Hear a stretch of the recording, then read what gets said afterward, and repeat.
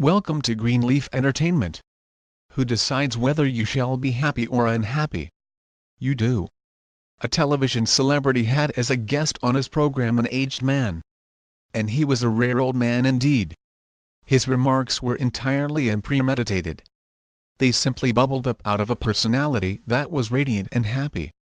And whenever he said anything, it was so naive, so apt, that the audience roared with laughter. They loved him. Impressed, the celebrity enjoyed the situation with the others.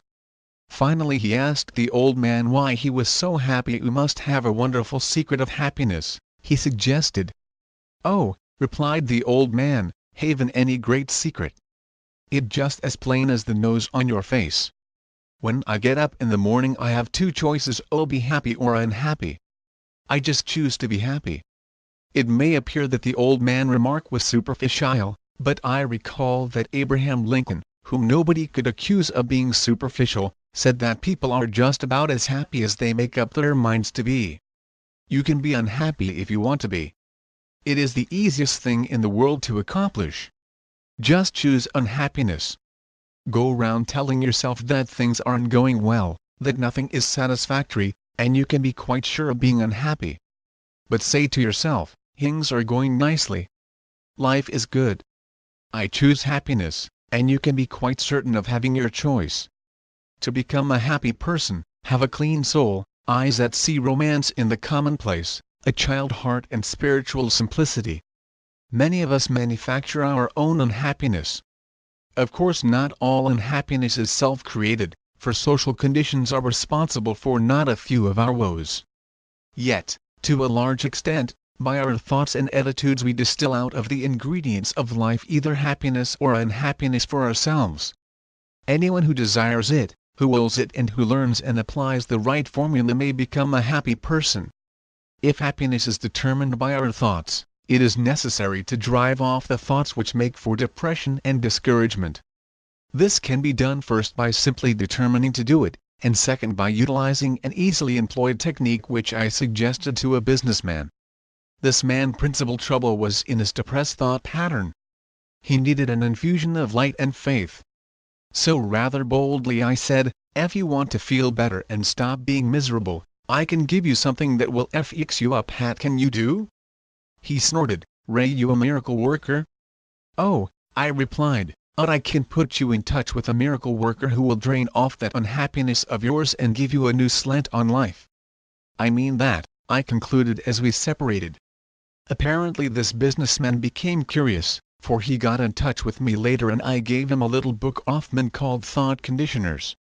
It contains 40 health and happiness producing thoughts. Inasmuch as it is a pocket-sized booklet, I suggested that he carry it for easy consultation and that he drop one of the suggested thoughts in his mind every day for 40 days. I further suggested that he commit each thought to memory, and that he visualize this healthy thought sending a quieting and healing influence through his mind. I assured him that if he would follow this plan, these healthy thoughts would drive off the diseased thoughts that were sapping his joy, energy and creative ability. He had his doubts, but he followed my directions. After about 3 weeks he called me on the telephone and shouted, "Oi, this sure works. It is wonderful. I have snapped out of it, and IWOULD and have believed it possible. Tomorrow when you arise, say out loud 3 times this one sentence, His is the day which the Lord hath made. We will rejoice and be glad in it." Psalm 118:24. Only personalize it and say, "We'll rejoice and be glad in it." Repeat it in a strong, clear voice and with positive tone and emphasis. While dressing or getting breakfast, say aloud a few such remarks as, "Believe I can successfully handle all problems that will arise today. I feel good physically, mentally and emotionally. It is wonderful to be alive. I am grateful for all that I have had, for all that I now have and for all that I shall have.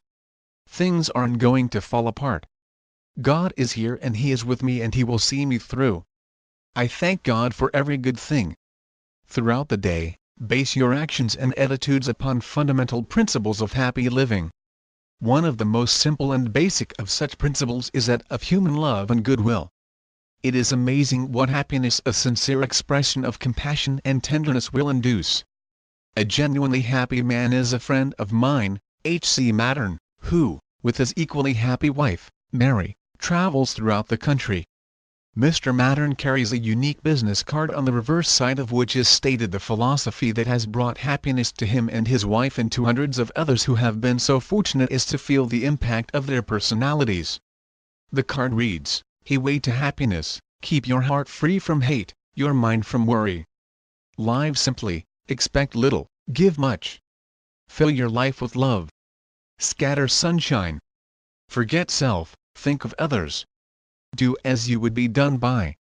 Try this for a week and you will be surprised.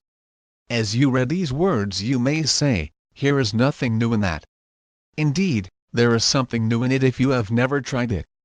When you start to practice it you will find it the most astonishing method of happy and successful living you have ever used. What is the value of having known these principles all your life if you have never made use of them? Such inefficiency in living is tragic. For a man to have lived in poverty when all the time right on his doorstep is gold indicates an unintelligent approach to life. Of course, in order to give power to these principles of happiness and make them work, it is necessary to support them with a dynamic quality of mind. You are not likely to secure effective results even with spiritual principles without spiritual power. When one experiences a dynamic spiritual change inwardly, success with happiness-producing ideas becomes extraordinarily easy. If you begin to use spiritual principles, however awkwardly, you will gradually experience spiritual power inwardly. This will give you the greatest surge of happiness you have ever known. It will stay with you, too, as long as you live a God-centered life. If you like this video, do subscribe and thanks for watching.